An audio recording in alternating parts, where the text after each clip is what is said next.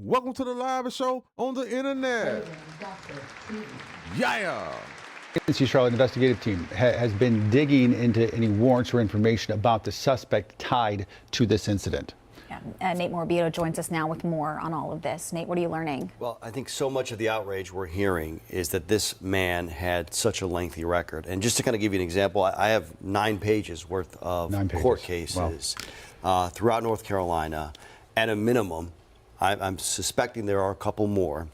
You know, we know from what police have said that they were trying to serve some warrants out of Lincoln County. And I've been on the phone throughout the day with both Lincoln County and another county's clerk trying to make some sense of, okay, what was this warrant?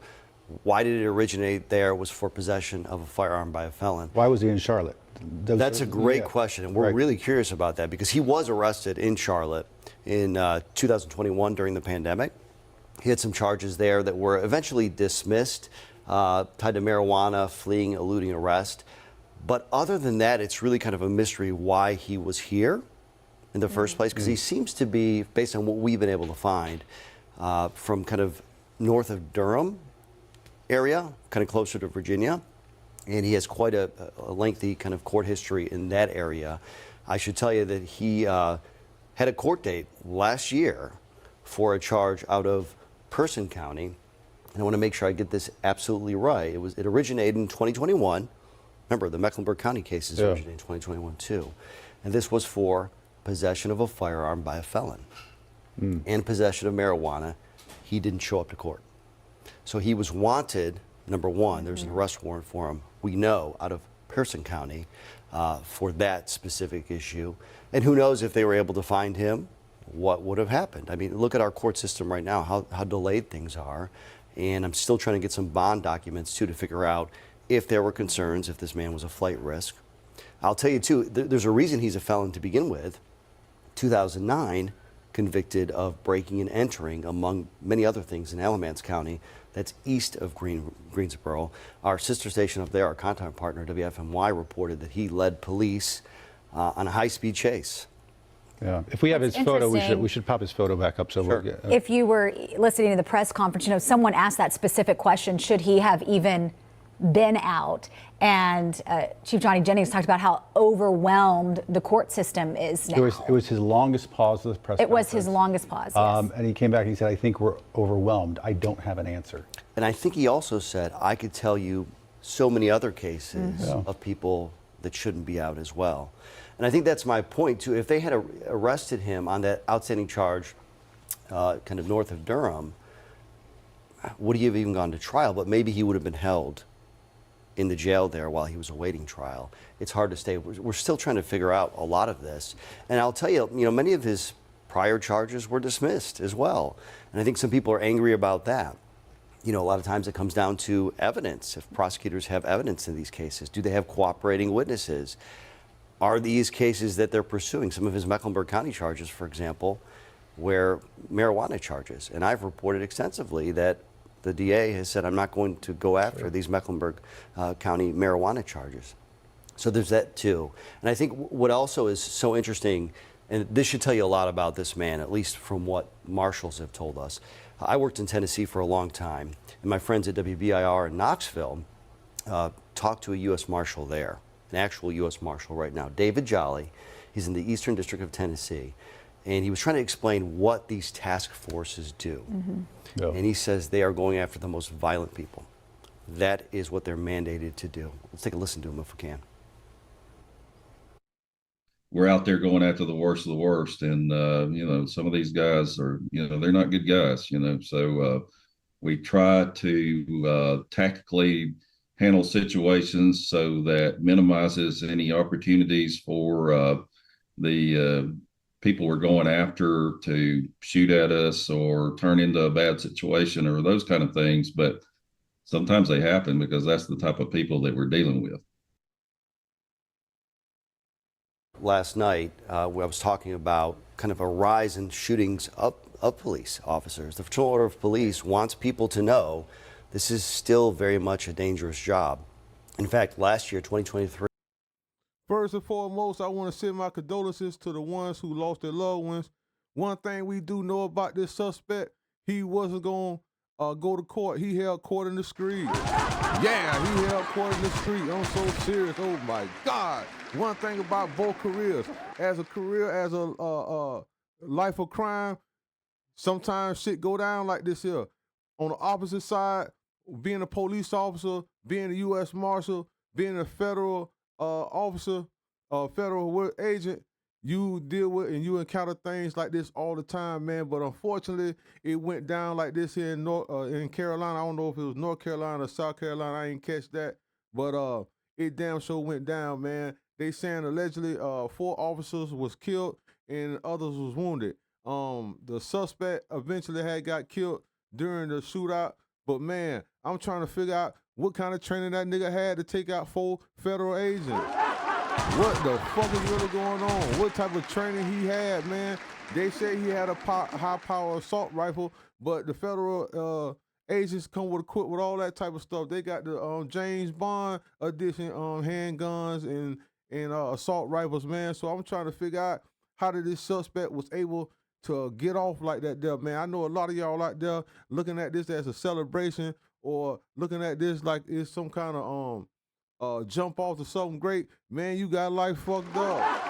Yeah, no, we in trouble. Yeah, that nigga went out there and did that, man. That nigga went out there and shot them white folks like that there and killed them white folks like that, and they exchanged fire and killed him. But at the same time, he going to meet his maker and handle whatever he got to handle. But guess what? We stuck here to deal with all the bullshit.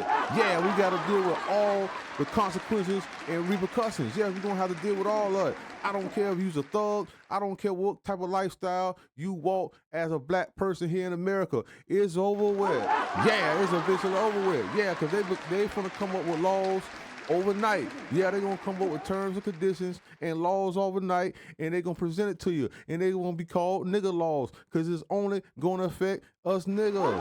Yeah, it's going to affect us niggas real bad, especially us men. Yeah, especially us men. We ain't going to be able to rent no housing. We ain't gonna be able to buy no houses or none of that here in a little bit, man, because guess what? Ain't nobody gonna wanna live next to us, man, because like them people said, they didn't know somebody like that was living next door to them. You understand me? So now the law is gonna trigger down on the homeowners and on the housing management to further go through with the background checks, man. So they're already doing extensive background checks, man, but that shit finna get off the meter right now, man, because guess what? Because of this shit here that took place. Yeah, man, this shit ain't gonna do nothing but make it bad for us. I know a lot of you niggas out there celebrate and think this is a revolution, but once again, you got life fucked up. Yeah, you laugh now, you gonna cry later, man. Yeah, you niggas out there laughing right now, but guess what? You gonna cry later because this shit gonna affect all us, man. I'm talking about the working class citizens to the street niggas on the street. It's going to affect everybody, man, because of this particular incident. Yeah, it's a reason why they showed this on the news. Yeah, a lot of times things take place and they don't advertise everything on the news, but they showing you this for a particular reason. Yeah, they finna change the laws on these guns, on these assault rifles, and they gonna minimize you niggas getting apartments or housings and stuff like that. They gonna make it hard for you, man. That's all it's gonna do. It don't matter if you put in your girlfriend name, your sister name, your auntie, grandma, mama name. It don't matter, man. Once they find out that you involved in this or you living in there, everybody gonna lose everything. That's where it's gonna go at right now. See, that's what I'm saying. We can't parade and praise certain things that's taking place, man, because if you feel like you not getting treated fair here, this shit finna get worse. Why would you want to encourage some bullshit that can make your situation even worse? What we need to do is not celebrate no type of shit like this here and learn to deal with our differences and learn how to stand on business. Now, if you out here committing crime, you got to be able to do the time. You should look into what type of shit you getting into before you get into it. I'm not promoting you to do the wrong thing, but all I'm just saying is this is senseless. Don't go out here and commit all these crimes, and at the end of the day, you don't want to go and face your time and face the judge. You want to take people out and take yourself out. Now, that ain't the right way, man. That's not the right way for these younger youth to be out here looking at this here, because glorifying this through the music, through the movies, and through, as you see, as a lifestyle. That it's a dead end situation. Look what type of situation he was dealing with. Now his time may have not been that bad because, as you can see, they was reading off his record and it wasn't nothing terribly like that for him to take out the officers like that. You understand what I'm saying? So you got to know when you get yourself in a situation, the people gonna come. So it don't make sense for you to freak out. It don't make sense for you to harm yourself or harm others. All it makes sense enough to do is go see about your business, man. Handle your business like a man. Hold your chin up and go do your time, or fight like a man. Either way it go, just handle your situation. Don't go out like this here, because it's not just gonna affect you. It's gonna affect your loved ones, and it's gonna affect people around you. This particular situation, I feel as if it's gonna affect us as Black and brown people on a mass. And I'm not being racially, I'm not being prejudiced. I'm just telling the truth. It's gonna affect us on a whole nother level that we ain't gonna be able to stand. So if we don't want to deal with that, we got to take a stand now and be against the bullshit. Talk to your loved ones. If they own some dumb shit, tell them. Don't go along with it. Because somebody should have told him what time it was. He should have had more supporters on his side. Because if he had a team with some people that would support him, he wouldn't have took this way out.